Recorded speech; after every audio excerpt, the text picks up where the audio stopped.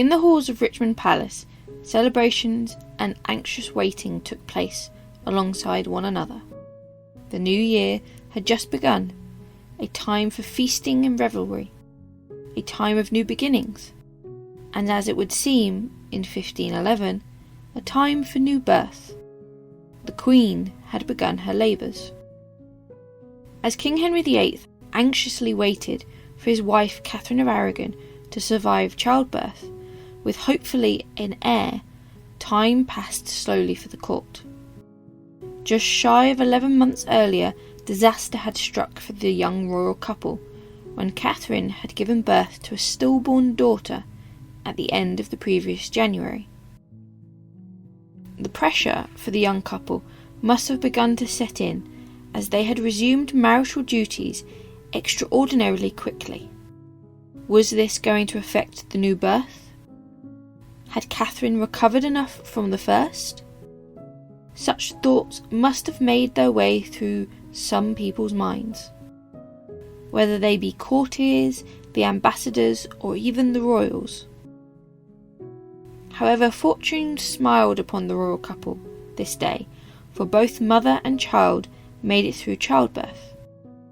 The king was called to his wife's chambers with the announcement that Queen Katherine had given birth to a son. Born on New Year's Day to King Henry VIII and Queen Katherine, 18 months after their wedding and 11 months after a loss, was a baby boy who they named Henry, Duke of Cornwall. The court celebrated, as did the rest of England. Bonfires were lit, wine was flowing through the streets of London, cannons were ordered to be fired, and days of pageants, banqueting, and jousts were ordered to take place. The boy was, after all, Henry's son and heir. No expenses were spared, and no cost too great. The Queen was triumphant. Having faced obstacles down each road she had taken since the death of her first husband, she had now succeeded. Not only was she Queen of England, but she had given him his son and heir. Naturally, everyone saw this new birth as a blessed sign. This young babe was born on a day that was held to be portent. Some even saw it as indicative of God's favour for an heir to be produced on New Year's Day. Henry, Duke of Cornwall, would be christened a few days after his birth, on the 5th of January 1511, at the chapel of Observant Friars at Richmond Palace. The ceremony was lavish, with processions and beacons lit in his honour. Christening gifts included a golden cup and salt weighing over 3 kilograms. The child's godfathers were King Louis XI of France and William Warham, the Archbishop of Canterbury. Richard Fox, the Bishop of Winchester, stood in for King Louis. His godmother was Margaret of Austria, the Duchess of Savoy.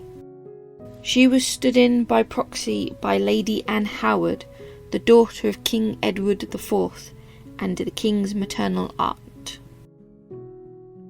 King Henry also made a pilgrimage to Walsingham to give thanks for the birth. Festivities would continue past the Queen's churching back into court life.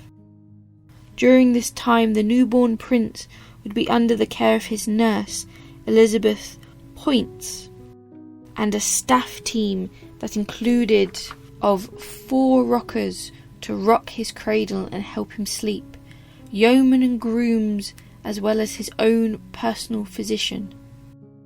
This celebration would span the whole of the young infant's life, until tragedy took him away and returned England's future throne back into uncertainty. Thank you for watching this episode of Days of Yore and Lore. To support this channel, please share it with anyone else you think would enjoy these videos.